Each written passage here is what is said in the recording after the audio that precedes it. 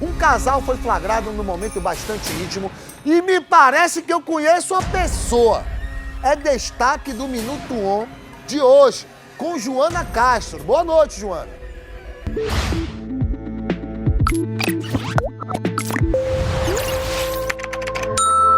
Boa noite, Murilo, e a você que nos assiste. Olha só, alerta de baixaria. Um casal foi flagrado em cenas de intimidade à beira da Praia da Ribeira, aqui em Salvador. O vídeo que circula nas redes sociais mostra os dois agindo como se não se importassem com a presença de outras pessoas. Ainda não se sabe quando as imagens foram gravadas e o casal também não se pronunciou.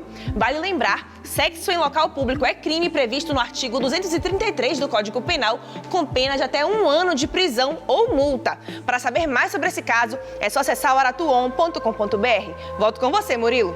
Isso, Joana, muito obrigado. Disseram que não foi nada, o pessoal estava dançando a rocha.